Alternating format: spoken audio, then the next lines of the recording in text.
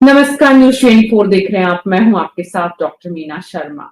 राजस्थान में गुलाबी शहर राजधानी राजस्थान की यहां एक बार फिर से कांग्रेस के राष्ट्रीय अध्यक्ष मल्लिकार्जुन खड़गे आज पहुंचे। न सिर्फ पहुंचे बल्कि संविधान बचाओ के नारे के साथ यहां पर एक बड़ी रैली भी की, धरना प्रदर्शन भी किया। राजस्थान में कांग्रेस के बड़े नेता रहे पूर्व मंत्री महेश जोशी, वो जेल की सलाखों के पीछे हैं। हालांकि 7 दिन की पेरोल पर हैं। उनकी पत्नी का निधन हो गया है। इस पूरी घटनाक्रम के दौरान वो सदमे में आई। हालांकि लंबे समय से उनका स्वास्थ्य जो है वो काफी उनमें उसमें गिरावट लगातार आ रही थी।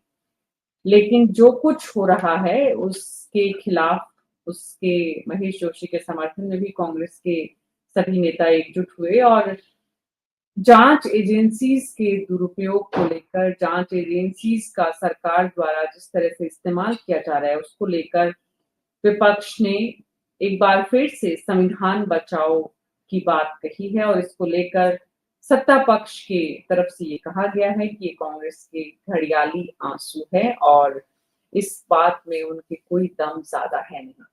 हमारे साथ खास मेहमानों का पैनल है। राजकुमार शर्मा जी, प्रवक्ता बीजेपी के, पौरुष भारद्वाज जी, प्रवक्ता नमस्कार जी। कांग्रेस, श्याम सुंदर शर्मा जी, वरिष्ठ पत्रकार, राजीव जैन जी, वरिष्ठ पत्रकार और राकेश वशिष्ठ जी, वरिष्ठ पत्रकार।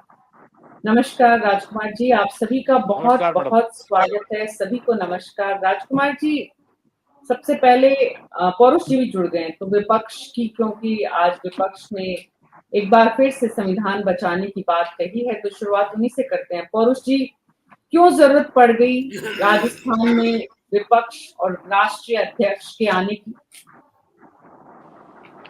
देखिए मीना जी, मैं सबसे पहले इस बात को कहना चाहूंगा कि भारतीय जनता पार्टी की सरकार के जो पिछले कई साल से क्रियाकलाप रहे, उसको आप देखेंगे तो ये सरकार जो है कभी भी सरकार वाले मोड में नहीं होकर के एक चुनावी राजनीति वाले मोड में रही। भारतीय जनता पार्टी एक चुनावी मशीन की तरह लगातार कार्य करती रही। उसके अलावा इनकी मानसिकता भी देखी जाए तो दोहरी मानसिकता रही। सत्ता पक्ष के नाते इन्होंने देश का भला सोचने के बजाय खुद का भला करने की सोची और खुद के भविष्य में मार्ग में आने वाले कांटे, चाहे वो विपक्ष हो, चाहे वो मीडिया हो या फिर कोई अन्य स्वयंसेवी संस्था जो सरकार की आवाज उठाते हैं, हमने देखा कि किस प्रकार से सबको बारी बारी से जो है सबके मुंह बंद किए गए। उसके अलावा आप देखिए कि जब जिम्मेदारी की बात आती है कि जब है ना एक सरकार के नाते इन्हें सदन में जवाब देना होता है या फिर इन्हें मीडिया को जवाब देना होता है या फिर इन्हें जनता को जवाब देना होता है, तो उस समय लोग अपनी जिम्मेदारी से मुंह छुपाते हैं। ऐसे समय से बचने के लिए या तो कहीं पर कोई एक ऐसा सीन क्रिएट कर दिया जाता है कि लोगों का ध्यान इनकी विफलता से हट करके जो है उधर लग जाए, या फिर किसी विपक्षी पार्टी के नेताओं के जो है मामले किसी भी तरह के पुराने जो चाहे वो बंद हो गए सब तथ्यों के अभाव में, जांच एजेंसियों ने कभी उन पर खुद पे क्लोजर रिपोर्ट लगा दी, उसको वापस खुलवा दिया जाता है। इस प्रकार के प्रकरण हमने देखे, मीडिया हाउसेस के भी हमने प्रकरण देखे कि किस प्रकार कोरोना काल में एक प्रमुख समाचार पत्र ने जब उसकी कमियां छापनी शुरू करी, किस प्रकार से उनके यहाँ पे छापे पड़े और बाद में जो है वो सब कुछ नॉर्मल हुआ। राजस्थान में भी हमने देखा कि मुख्यमंत्री जी को एक कार्यक्रम में इनवाइट करने वाले एक प्रमुख चैनल के यहाँ से जिस प्रकार से उन्होंने मुख्यमंत्री जी के मुंह पे उनकी कमियां बताई, तो किस प्रकार उसका बहिष्कार किया गया। सदन आप देखिए विपक्ष के साथ तो जो होता है पत्रकारों के साथ भी आपने देखा कि कई, आपका जयपुर का भी आपको ध्यान होगा, सांगानेर से रहने वाले पत्रकार थे, दूसरे पत्रकार थे, एक चैनल के भीलवाड़ा के एक पत्रकार थे कि जिन्होंने एक तहसीलदार जो कुछ गलत कर रहे थे उसको रिपोर्ट करने की कोशिश करी और बाद में तहसीलदार के द्वारा ये आरोप लगा करके कि साहब वो लेडी तहसीलदार थी, उन्होंने कहा कि भाई मुझे छेड़ा गया, मतलब ये मुझे व्यक्तिगत तौर पे जो है रिपोर्टर जो है चैनल का वो मुझे छेड़ता है, रोज मुझे गुड मॉर्निंग के मैसेज भेजता है, इस तरीके की कार्रवाई करवा के उनको थाने में बंद करवाया गया, दूसरा कोर्ट से जमानत हुई। तो इस प्रकार की जो घटनाएं निश्चित तौर पर लोकतंत्र के लिए निंदनीय है और भारतीय जनता पार्टी को विपक्ष वाली मानसिकता से बाहर निकलना पड़ेगा और भारतीय जनता पार्टी को चुनावी मशीन से बाहर निकल के सरकार के नाते अपनी जिम्मेदारी समझनी होगी और साथ ही साथ भारतीय जनता पार्टी जिस संविधान की शपथ लेकर के सरकार में आई है, निश्चित तौर पर उसका पालन करना होगा। देखिए चुनावी राजनीति, चुनावी समर्थक ठीक रहती है, परंतु यदि सरकारें अगर है ना राजनीतिक दलों की तरह काम करने लगे तो निश्चित तौर पे प्रमुख विपक्षी पार्टी होने के नाते हमारा फर्ज है कि हम जनता की आवाज को मुखर करें। और देखिए आप हमारे तो साथ देखिए ना, सबसे बड़ी बात है ईडी। आप ये कहना चाहते हैं पौरुष भारद्वाज जी कि भ्रष्टाचार के मामलों की जांच नहीं हो? मैं आऊंगी आपके पास वापस। राजकुमार शर्मा जी हमारे साथ हैं, बीजेपी के प्रवक्ता। राजकुमार जी, संविधान को बचाने की बात विपक्ष के द्वारा की जा रही है। संविधान बचाने की बार बार बात क्यों करनी पड़ रही है विपक्ष को? देखिए नीना जी, अभी मैंने पौरुष जी को सुना। पौरुष जी ने जो आज की रैली हुई उस पर तो कुछ बोले नहीं पौरुष जी, और पौरुष जी घुमा फिरा के ले आए कि साहब इनके नेताओं को बंद कर दिया गया और उनके मामले खोल दिए गए। तो मैं डिबेट से तर बात नहीं करना चाहता, डिबेट की जो विषय है उस पर ही बात करना चाहता हूँ। अगर किसी नेता के, अगर किसी ने कांड का कर्म किए हैं तो खुलेंगे ही। कहाँ तक बचोगे आप तो सरकारें थोड़ी है कि आपकी सरकार आती रहेंगी और आप माल खाते रहोगे और आपके जो किए भ्रष्टाचार के कारनामे नहीं खुलेंगे, वो तो अलग बात है। पर बात मुद्दे की ये है कि इन्होंने कहा कि संविधान बचाओ रैली की। मैं ये कहना चाह रहा हूँ मीना जी, इन्होंने संविधान बचाओ रैली नहीं की, इन्होंने कांग्रेस बचाओ रैली की है। कांग्रेस बचाओ, राहुल गांधी लाओ रैली की है। इनको शर्म नहीं आती इनकी पार्टी के लोगों को कि आज जब देश देश पहलगांव के हमले से जूझ रहा है, जब देश का युवा, देश का हर व्यक्ति का खून खौल रहा है, तब ये राजनीति करने के लिए संविधान बचाओ रैली करते हैं। इनको शर्म आनी चाहिए इनको। मैं आपको बता देना चाहता हूं कि देश में आज जो माहौल है, आज हमारे देश के प्रधानमंत्री, यशस्वी प्रधानमंत्री मोदी जी वैश्विक स्तर पर समर्थन जुटा रहे हैं, मित्र देशों से अपनी बातचीत करके समर्थन जुटा रहे हैं। वहां ये देश के अंदर पाकिस्तान के जो पैरोकार बने घूम रहे हैं, ये संविधान बचाओ रैली कर रहे हैं। इनको शर्म आनी चाहिए। मणिशंकर अय्यर जी का बयान जो हाल ही में इन्होंने दिया है कि हाल ही इन्होंने बयान दिया कि ये जो विभाजन के जो अनसुलझे परिणाम है, विभाजन के अनसुलझे परिणाम नहीं है ये 1971 का शिमला समझौता जो हुआ था 1972 में, 2 जुलाई 1972 को हुआ था। उस शिमला समझौते में जो आपने जीते हुए कश्मीर के हिस्से को लौटाए, उसका परिणाम है। इनके बाद इनके रॉबर्ट वड्रा का बयान आता है, ये कहते हैं कि जब ये आतंकी हमला मुस्लिमों की देश में असुरक्षित भावना के कारण हुआ, इनको शर्म आनी चाहिए। इसके बाद इनके सिद्धारमैया जी कहते हैं क्या नाम, कि पाकिस्तान युद्ध नहीं होना चाहिए। आप क्या कहना चाहते हो? आप देश में बैठ के पाकिस्तान की पैरोकारी कर रहे हो। आज संविधान बचाओ रैली के नाम पर ये अपने जो इनके जो भ्रष्टाचार के कारनामे जो इन्होंने किए, इनके लोगों ने किए, आरएस घोटाला किया, जल जीवन मिशन घोटाला किया, उन घोटालों पर ये बात करने आ गए आज यहाँ। जबकि देश में माहौल सिर्फ एक ही माहौल है, एक ही हर आदमी ये चाहता है कि कैसे भी पाकिस्तान से बदला लिया जाए, और ये संविधान बचाओ रैली कर रहे हैं। ये कह रहे हैं कि हम लोग इनको मैं जवाब दोबारा दूंगा। बोलने नहीं देते, इनके मुंह बंद कर रहे हैं। इनको शर्मानी चाहिए। संसद में आप गतिरोध रखते हो 20-20 दिन। भजनलाल जी के यहाँ जब विधानसभा चलती है तब आप वॉकआउट करके चले जाते हो। बोलने का जहां आपको मौका दिया जाता है वहां बोलते नहीं हो, वॉकआउट करके भाग जाते हो। इसलिए आप जो है मुद्दे से इतर भटक रहे हैं, और देश को फिलहाल जरूरत है एकजुट होने की, जहां एकजुटता की बात ना करके ये लोग सिर्फ और सिर्फ अपने जो नेता, इनके जो जेल चले गए भ्रष्टाचार के कारनामों के कारण, उनको बचाने का ये प्रयास कर रहे हैं, और ये मुद्दे से इतर भटकना चाहते हैं, देश हित की बात नहीं करना चाहते हैं। मैं ये कहना चाहता हूँ मीना जी। जी, राजीव जैन जी, एक तरफ देश हित, दूसरी तरफ संविधान खतरे में है, जनता क्या करे? देखिए मीना जी, जनता क्या करे, ये बड़ा एक टेढ़ा सा सवाल है। जनता तो खैर जो है सब चीजें राजनीतिक दलों के चीजों को देख रही है, लेकिन इसमें कोई दो राय नहीं कि पहलगाम वाली घटना हुई, उसके बाद पूरा देश एकजुट है। जो सर्वदलीय बैठक हुई उसमें भी एकजुटता दिखाई गई। कहीं ना कहीं कुछ आवाजें उड़ जाती है, लेकिन कमोवेश जो लगता है एक माहौल, तो देश पूरा कहीं ना कहीं सरकार के साथ है। जिस तरीके से आज भी एक रक्षा संसदीय समिति की बैठक हुई, उसमें जो भी और सभी दलों के नेता आए थे, जो सदस्य होते हैं उसमें संसदीय समितियों में, उन्होंने भी पूरा एकजुटता दिखाई। और जहां तक दूसरी बात जो मूल अपना विषय है, जिसपे संविधान बचाओ रैली जो कांग्रेस ने की, ये कांग्रेस ने बहुत पहले तय कर लिया था। जब मेरे ख्याल से ये जब आरोप पत्र जो राहुल गांधी और सोनिया गांधी के खिलाफ दायर हुआ था कोर्ट में, नेशनल हेराल्ड केस में, उसके बाद ही शायद ये पूरे देश भर में कांग्रेस ने इस तरीके का संविधान बचाओ का एक मुहिम छेड़ी। तो ये एक इनकी पार्टी जो कांग्रेस का है, तो उसका अपना एक संगठन को एकजुट करना चाहते हैं, कहीं ना कहीं मजबूती दिलाना चाहते हैं। कि इतने पिछले चुनावों में जो हार हुई उसके बाद कहीं ना कहीं आज आप ये देखिए, जब मल्लिकार्जुन खड़गे राष्ट्रीय अध्यक्ष आए, तो राजस्थान में जितने भी गुटों के नेता हैं, जिनको हम कह सकते हैं, चाहे पूर्व मुख्यमंत्री अशोक गहलोत हो, पूर्व मुख्यमंत्री सचिन पायलट हो, जो प्रदेश कांग्रेस अध्यक्ष हो, ये सारे लोग एकजुट होकर वहाँ एयरपोर्ट पे गए और उनको रिसीव किया, और बहुत अधिक टिटोली वाली चीजें, वीडियो भी जारी किए नेताओं ने। मतलब उससे कहीं ना कहीं वो ये जता रहे थे कि हम सब एकजुट हैं। तो संविधान बचाओ ये तो एक पार्टी का कार्यक्रम है, वो मानते हैं कि ये जो मौजूदा सरकार है इसके रहते संविधान के मतलब कि कहीं ना कहीं हनन हो रहा है या जो भी चीज है, तो वो एक पार्टी संगठन का कार्यक्रम है, वो अपनी पार्टी को मजबूती दिलाने के लिए। अब कांग्रेस बीजेपी भी आरोप लगा देती है कि साहब इन्होंने इमरजेंसी लगाई, तो इमरजेंसी का भी एक धब्बा कांग्रेस पे, वो भी संविधान का कहीं ना कहीं था।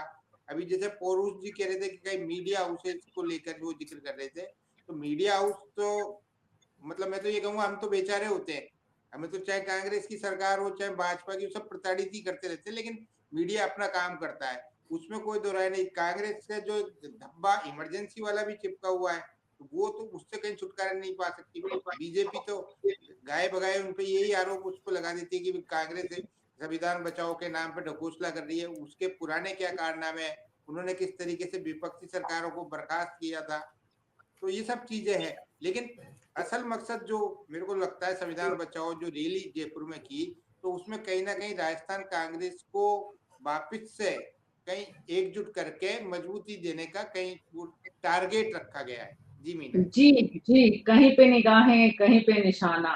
कांग्रेस के भीतर के गतिरोध को कम करने के लिए कांग्रेस पार्टी ने जयपुर में राजस्थान में एक कार्यक्रम किया, संविधान बचाओ। लेकिन मकसद राकेश वशिष्ठ जी, कांग्रेस अपने भीतर के गतिरोध को कम कर ले तो संविधान बच जाएगा कांग्रेस के भीतर का कम से कम। देखिए मीरा जी, जो संविधान के मुद्दे पर ही बहस है तो मैं केवल इसी मुद्दे पर बोलूंगा, आपने जो सवाल किया उस पर भी बोलूंगा कि संविधान में आर्टिकल 368 कहता है, इसमें प्रावधान है संविधान में संशोधन का कि जनता के हित और देश के हित में अगर कोई आवश्यकता है तो उसमें संविधान संशोधन किया जा सकता है। उसके तीन तरह के संविधान संशोधन करने के तरीके हैं, वो एक अलग बात है। अब जहां तक इनको एक झुंझुना मिल गया 2024 में जो पार्लियामेंट के चुनाव आए, नतीजे जो आए, ये इनको आशा के विपरीत ज्यादा सीटें मिल गई। और उनके उस समय भी इनका संविधान बचाओ नारा बहुत जोरों से चला था कि भाजपा जो 400 सीटों की बात लाने की कर रही है, उसका मतलब उसका मकसद केवल ये है कि आरक्षण को समाप्त करने का है। लोगों के दिमाग में घर घर की बात, भाजपा जो उम्मीद करके चल रही थी उससे घट करके 240 सीटों पर आ गई, जो कुछ भी है उसका। अब ये इस झुंझुने को लगातार बजा रहे हैं।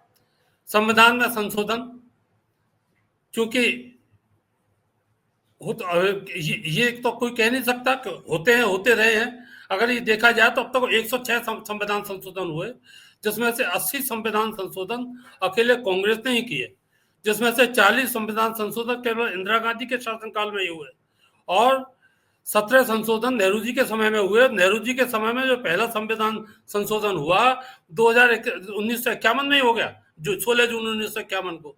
तो इसलिए ये बात बड़ी बेमतलब की है कि संविधान संशोधन करेंगे वो तो आवश्यकता होगी तो उसको अनुरूप करेंगे।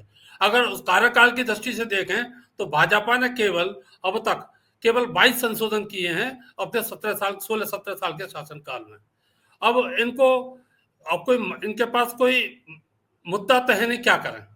और इनके जो नेतृत्व है, शीर्ष नेतृत्व है, वो उस टेप को जब तक चलाता है जब तक कि वो उसके घिसपिट का बराबर नहीं हो जाए। कभी चौकीदार चोर का हुआ, कभी कई मामले ऐसे हुए, लेकिन वो अपने इनके जो नेता हैं बड़े, वो जिस तरीके से भाषण जब तक करते रहते हैं जब तक उसमें पूरा पलीता नहीं लग जाए, खत्म नहीं हो जाए। अब इस बात पर विचार नहीं किया इन्होंने कि 2024 में जो पार्लियामेंट के चुनाव हुए, इसके बाद तो उस समय भाजपा की कमजोरी रही कि उन्होंने इस मुद्दे को ज्यादा गंभीरता से नहीं लिया और इसको छोड़ दिया, जिसका खामियाजा उनको भुगतना पड़ा। उसके बाद तो आपके विधानसभा के जो चुनाव हुए, महाराष्ट्र में हुए, हरियाणा में हुए, दिल्ली में हुए, उसमें नतीजा क्या आया? वही मुद्दा उन्होंने ये भी उठाया, वो मुद्दा इनका चला नहीं। अब उसके आधार पर फिर कहने लगे कि सर बैलेट पेपर से चुनाव कराया जाना चाहिए, इलेक्ट्रॉनिक मशीन से नहीं कराया जाना चाहिए, इसमें गड़बड़ करते हैं। चलो जो है, लेकिन ये बात बिल्कुल सही है, कांग्रेस में अंतर्विरोध बहुत ज्यादा है और खासतौर से राजस्थान में नहीं, एवरीवेयर जहाँ पर भी है, क्योंकि उसका कारण नेतृत्व का जो शीर्ष नेतृत्व है उसका कमजोर होना है।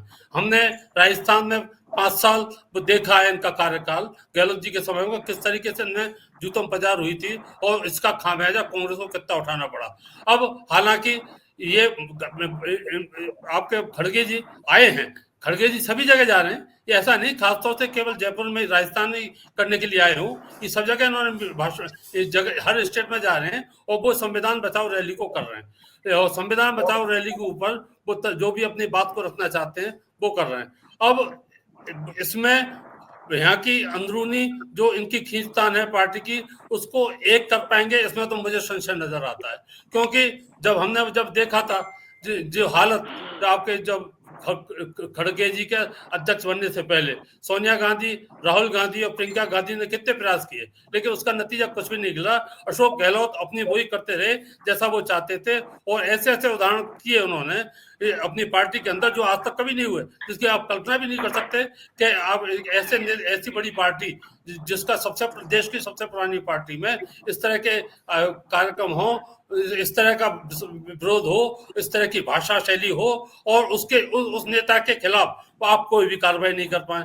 तो चलो ठीक है, उनके पास और कोई मुद्दा भी नहीं है और करना भी चाहिए और इस मुद्दे, और क्योंकि अपने जो कार्यकर्ता हैं उनको जागरूक रखने, संगठित रखने, उनमें अपने जोश बढ़ने के लिए कुछ ना कुछ तो करना ही पड़ेगा और ये इसी के परिणाम है। अब ये देखने की बात है कि उनके खड़गे जी के आने के बाद यहाँ के कार्यकर्ताओं में, यहाँ के नेताओं में कितना बदलाव आता है, कितनी एकजुटता होती है, कितना जोश आता है, कितना बदलाव आता है। संविधान बचाओ का जो ये अभियान है, जिसमें कहीं न कहीं संविधान बचाओ के साथ साथ सत्ता पक्ष को घेरने का जो प्रयास है, उसमें विपक्ष कितना सफल होता है। निश्चित रूप से विपक्ष में रहते हुए गतिरोधों को कम करना तुलनात्मक रूप से ज्यादा आसान होता है।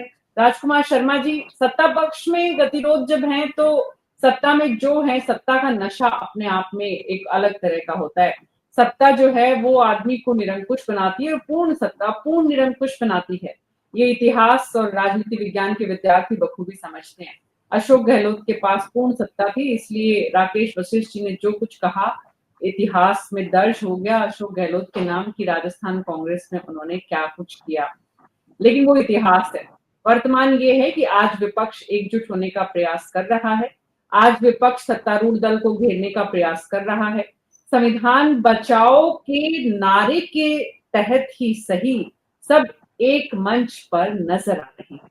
अब मुद्दा ये है, ये आपने राजकुमार जी सुना है कहावत, बार बार कोई भी बात बोली जाती है तो लोग सोचते हैं कि भाई क्यों बोला गया है। आज नेता प्रतिपक्ष राहुल गांधी हैं संविधान बचाओ के नारे के साथ ही। तो आपको लगता है राजकुमार जी की प्रदेश में, क्योंकि राजस्थान में बीजेपी सरकार आज जिस तरह का काम कर रही है उसे विपक्ष के ये अलर्ट, विपक्ष की चेतावनी को गंभीरता से लेना चाहिए और संविधान बचाने का काम सिर्फ विपक्ष ही नहीं सत्ता पक्ष को भी करना चाहिए?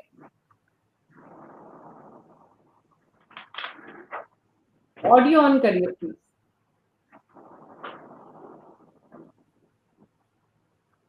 राजकुमार जी, आपको अपना ऑडियो ऑन करना है। आवाज आ रही है? आवाज? हाँ जी। देखिए मीना जी, संविधान बचाने की बात जो ये लोग कर रहे हैं तो इनको अतीत में झांकना होगा। संविधान को में आज दिन तक संविधान पर आपातकाल, संविधान को रोकने के 3 बार प्रयास किए गए, जो कि संविधान में आपातकाल लगाया 26 अक्टूबर 1962 को भारत चीन युद्ध के समय आपातकाल देश में लगाया गया। 3 दिसंबर 1971 को भारत पाकिस्तान के युद्ध के समय आपातकाल लगाया गया और 25 जून 1975 को आंतरिक गड़बड़ी के कारण आपातकाल लगाया। तीनों आपातकाल जो लगे वो कांग्रेस के शासनकाल में लगे। संविधान की हत्या जब होती है जब आपातकाल लगता है, जब लोगों के अधिकार और नागरिकों के मौलिक अधिकार छीन लिए जाते हैं। बाकी भारतीय जनता पार्टी की जहां बात कर रहे हो, आपने कहा कि सत्ता का नशा हो जाता है, तो मैं आपको बता दूं सत्ता का नशा वास्तव में ही खराब होता है और ये कांग्रेसियों ने जो नशा किया उसी का परिणाम ये है कि कांग्रेस की जो पार्टी है, राष्ट्रीय पार्टी, वो क्षेत्रीय पार्टी बनकर रह गई। ये समझौते करते फिर रहे हैं इनके पास। राजकुमार जी, ये तो कहने की बात ही नहीं है। कांग्रेस पार्टी का आज हाश, क्षरण, पतन जो कुछ हुआ है वो इसीलिए हुआ क्योंकि पूर्ण सत्ता ने उनको निरंकुश बनाया, जिस तरह चाहा वैसे काम किया, भ्रष्टाचार बेइंतहा बढ़ा, इसीलिए तो आज आप सत्ता में हैं, वो विपक्ष में है। अब सवाल ये कि वो विपक्ष से सत्ता की तरफ आने की तैयारी कर रहे हैं और आपके पास शासन का अनुभव कम है तुलनात्मक रूप से उनके, इसलिए आपको ज्यादा अलर्ट मोड में काम करने की जरूरत आप महसूस करते हैं क्या? नहीं मीना जी, मैं आपको यही कहना चाह रहा हूँ कि हमने जो हमारे पास जब सत्ता आई तो लगातार देश की जनता ने तीसरी बार मोदी जी के हाथों में सत्ता सौंपी। इसका इधर राजस्थान में भी भजनलाल जी के हाथ में सत्ता सौंपी। मैं आपको यही कहना चाहता हूँ कि हमने जो सत्ता में रहकर सत्ता के नशे से इतर होकर काम किया, आम जनता के लिए काम किया, तो जनता ने हमारे काम को सराहा और उनको लगा कि हम जनता के लिए सत्ता में काम नहीं कर रहे, सेवक बन के काम कर रहे हैं। नरेंद्र मोदी जी चौकीदार बन के काम कर रहे हैं, देश के प्रधान सेवक बन के काम कर रहे हैं। तो लोगों ने हमारे जो उसको सिद्धांत को स्वीकार किया और हमें लगातार सत्ता में लगातार हमको मौके दिए। और मैं आपको एक बात बता दूं कि देश में जो माहौल चल रहा है उस माहौल से इतर ये कांग्रेस के लोग जाकर बात करना चाहते हैं। आज अगर हम भजनलाल जी सत्ता में आए तो उनका ये धर्म है, दायित्व है कि जो इन्होंने भ्रष्टाचार किया, जो सत्ता की निरंकुशता को इन्होंने जनता को रौंदा, उसके खिलाफ वो काम कर रहे हैं। और आज इनके जो लोग घोटालों में और राजकुमार जी देश आप बार बार राजकुमार जी आप बार बार इतिहास में चले जाते हैं, आप अकेले नहीं है, पूरी बीजेपी इतिहास की बात करती है। वर्तमान में रहिए, आप सत्ता में हैं, इतिहास में जो गलतियां हुई उसकी सजा विपक्ष को मिली और इसलिए वो विपक्ष में है। तो प्लीज आप लोग वर्तमान में रहने की आदत डालिए, अपनी सरकार की उपलब्धियां बताना शुरू करिए, अपनी सरकार के कामों का आकलन करना शुरू करिए। पौरुष भारद्वाज जी, निश्चित ही राजकुमार जी जो कुछ कह रहे हैं वो सही है, इसीलिए आप विपक्ष में हैं, ये तो आप भी मानेंगे। अब विपक्ष में रहते हुए तमाम नेताओं को समझाना ज्यादा आसान है, क्योंकि तमाम बड़े नेताओं के पास अब समय है। अब तो विधानसभा में नहीं जाते अशोक जी, सचिन जी, तो कितनी यात्राएं पार्टी के कार्यक्रमों में, कितना कार्यक्रमों में शामिल होंगे। तो समय है, इस समय का सदुपयोग हो रहा है। कांग्रेस का जो संविधान बचाओ अभियान है, इसमें पार्टी के समय का, नेताओं के समय का सदुपयोग भी हो रहा है। देखिए मीना जी, मैं इस बात को कहना चाहूंगा कि पिछले कुछ वर्षों से जो है एक ऐसा दौर चला है कि एक बड़े देश के लोकतंत्र के लिए दुर्भाग्य की बात है कि देश के विपक्ष को संविधान ने जो जिम्मेदारी दी है सरकार की कमियां निकालने की, सरकार को सुझाव देने की, सरकार की सकारात्मक आलोचना करने की या आवश्यकता पड़ने पर सरकार के खिलाफ आंदोलन करने की, विपक्ष के को की एक्टिविटीज पे इस प्रकार से प्रश्न चिन्ह लगाया जा रहा है कि जैसे कोई विपक्ष जो है वो विपक्ष नहीं हो गया, कोई देश का कोई दुश्मन पार्ट हो गया कि भाई देश के खिलाफ कोई साजिशें हो रही है, सरकार के खिलाफ कोई साजिशें हो रही है। तो मैं समझ रहा हूँ इस तरह के नैरेटिव को हमारे जो विश्लेषक गण होते हैं, चाहे आपके पैनल पे बैठे हो, चाहे और कहीं बैठे हो या सत्ता पक्ष हो, उनको इस तरह के नैरेटिव फैलाने से बचना चाहिए। सत्ता पक्ष की जिम्मेदारी ये नहीं होती कि भाई आपने क्या किया था कल, हमने कल कुछ खराब किया, तो जैसा मीना जी ने कहा, तो हम जब भी बैठे ना विपक्ष में, तो आप तो कम से कम आपका तो इस बात पे ध्यान होना चाहिए कि अगर हम जो कोई बात उठा रहे हैं तो उसमें से क्या बात ऐसी है कि जो वास्तव में आपको उसका अनुकरण करना चाहिए, तो आप उसको सहर्ष से स्वीकार करें और विपक्ष का धन्यवाद अर्पित करें कि भाई आपने इस तरफ हमारा ध्यान दिलाया, निश्चित तौर पे हम जो है इस पर कार्रवाई करेंगे। या फिर अगर आपके पास फैक्ट्स मजबूत है आपके, तो आप हमें इस रूप में जवाब दें कि भाई ये ना देखिए आपने ये सवाल उठाया और ये इस सवाल के फैक्ट ये हैं और आपके द्वारा जो हमारे पे आरोप लगाए गए या हमें जो सुझाव दिए गए वो गलत है, ये चीजें ऑलरेडी चल रही है। इस प्रकार की सत्ता पक्ष की भाषा होती है। अब आप उठा करके नेहरू जी से लेकर के इंदिरा गांधी जी तक और राहुल गांधी जी से लेकर के उनके परिवार के सदस्यों तक आ जाते हैं, तो जनता भी देख रही है, आपको देश भी देख रहा है। दूसरी बात देखिए, भारतीय जनता पार्टी के पास जवाब कैसे नहीं होते। मैंने आपसे ये बात को कहा कि भाई सरकार जो है तानाशाही पर उतर आई, भारतीय जनता पार्टी के प्रवक्ता ने सबसे पहले ऑब्जेक्शन इस बात पे किया कि भाई आपने आज रैली क्यों करी, इनका पहला ऑब्जेक्शन इस बात पे था। तो मतलब ये चाहते हैं कि हमारे खिलाफ तो आप लोग कुछ बोलो ही मत।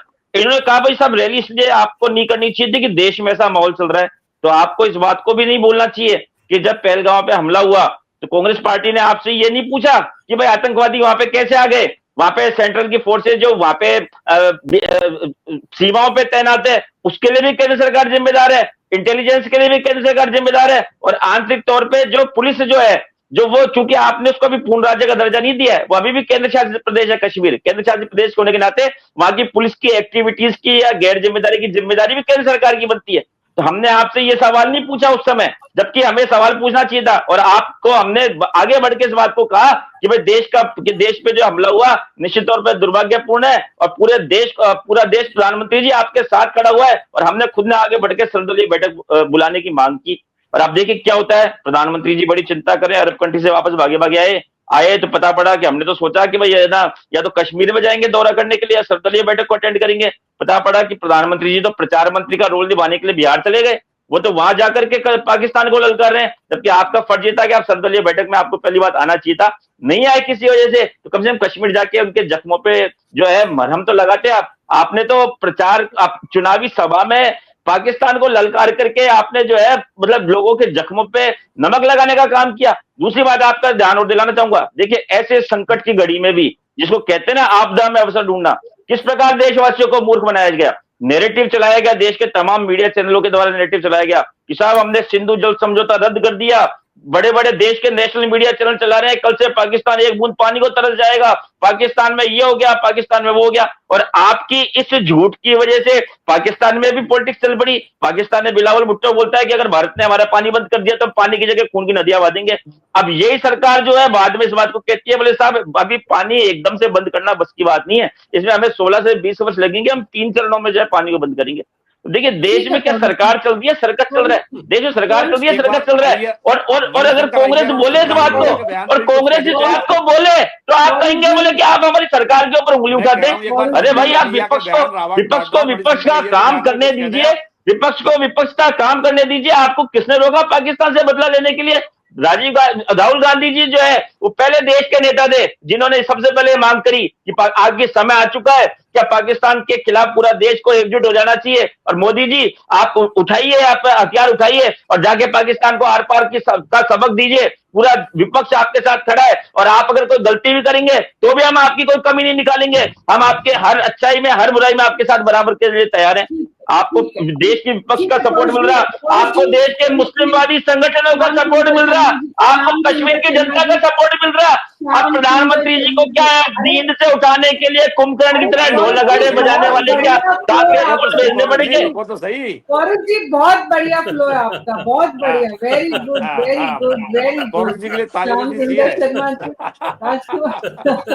बहुत बढ़िया पौरुष जी, अच्छे प्रवक्ता हैं पौरुष जी कांग्रेस पार्टी के। श्याम सुंदर शर्मा जी, सवाल ये है श्याम जी कि विपक्ष का निश्चित ही जिम्मेदारी है, काम है कि वो जनता के मुद्दों को उठाए। आज संविधान के को लेकर विपक्ष की तरफ से जितनी बात की जा रही है, आपातकाल को लेकर जब बीजेपी विपक्ष में थी तो बहुत बात हुई, आपातकाल सही नहीं था, ये विपक्ष में रहते हुए हमेशा बीजेपी ने और तमाम विपक्षी दलों ने आरोप लगाया। तो आज अगर कांग्रेस पार्टी विपक्ष में रहते हुए संविधान के बचाने की बात कर रही है तो सत्तारूढ़ दल को इतनी परेशानी क्यों हो रही है? मीना जी, संविधान जा कहाँ रहा है? संविधान कोई ऐसे कहने से नहीं बचेगा और किसी के आरोप लगाने से, क्योंकि संविधान हमारा मजबूती के साथ कई बार संशोधन कर दिया आपने। अब देखिएगा, अगर जरूरत पड़ती है तो हम संशोधन करते हैं। अब पौरुष जी को मैं बार बार सुन रहा था, आज खड़गे साहब को आपने सुना, जिसलिए जोश आप में भरा हुआ था। अब संविधान ऐसा कहाँ जा रहा है, कहाँ क्या खराब स्थिति हो रही है जिसको बचाने की जरूरत पड़ रही है? और रैलियों के माध्यम से अगर संविधान बच जाता है तो फिर बहुत अच्छी बात है, फिर आपको सुप्रीम कोर्ट जाने की जरूरत तो पड़ेगी नहीं। आज मैं देख रहा था कि आप क्या कह रहे थे, खड़गे साहब जो कह रहे थे मीना जी, मैं देख रहा था कि हमने आजादी की लड़ाई लड़ी। अब आजादी की लड़ाई लड़ने के वक्त कांग्रेस नहीं थी, वहां कांग्रेस कोई दल नहीं था उस वक्त, वो तो आंदोलन था। आंदोलन को बाद में आपने पार्टी के रूप में परिवर्तित किया। और आप देखिए बार बार कह रहे हो कि हमने ये किया, अब वो बार बार राहुल गांधी परिवार को कहते हो कि भाई कोई बना ही नहीं। राहुल गांधी परिवार बना नहीं, लेकिन सुपर पावर कौन था? पुरुष जी, आपको तो पता है उनके बिना कोई पत्ता हिलता था क्या आपके यहाँ? तो ऐसी स्थिति में देखिए कि खड़गे साहब किसकी मेहरबानी से आज राष्ट्रीय अध्यक्ष हैं, नहीं तो हमारे अध्यक्ष तो अशोक गहलोत भी बन सकते थे ना। तो इसलिए पुरुष जी, जो आप बार बार कह रहे हो कि कांग्रेस बचा लेगी और बाकी बचने नहीं देगा, ये तो लोकतंत्र है। लोकतंत्र में जब वोटों की राजनीति होती, वोट जिसको मिलते हैं वो शासन करता है। आज आप देखिएगा, कल आपका शासन था राजस्थान में, आज भजनलाल जी का शासन है, और कल किसका शासन होगा ये तो जनता तय करेगी।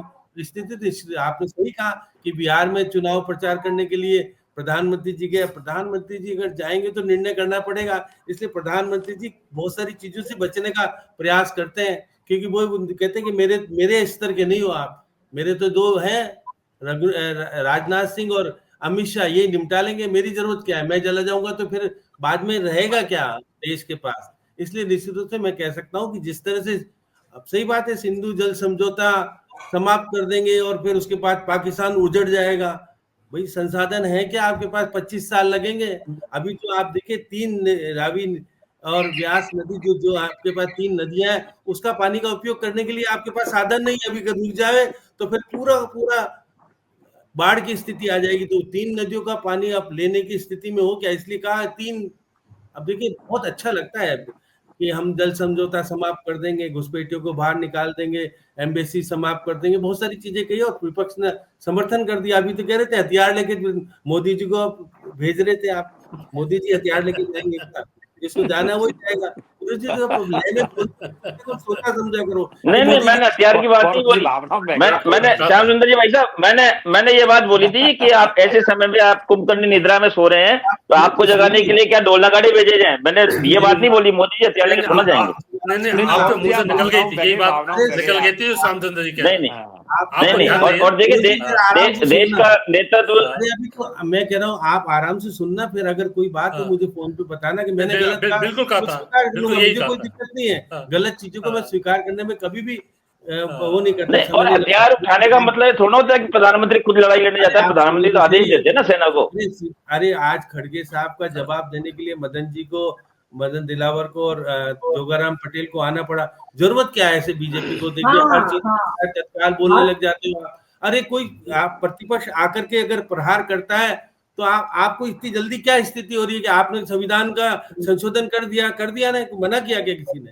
आपके पास ताकत है तो कर सकते हो संशोधन, और इनकी ताकत होगी सुप्रीम कोर्ट में चले जाएंगे आपकी ताकत के खिलाफ। तो इसलिए इस देश में लोकतंत्र है, लोकतंत्र में सबको अधिकार है अपने अपने तरीके से बातें करने का, लेकिन किसी को बोलने से रोकने का अधिकार आपको नहीं दिया। वो प्रतिपक्ष का नेता, वो कह रहे थे ना खड़गे साहब, मेरे जैसे व्यक्ति को प्रतिपक्ष का नेता बनाया।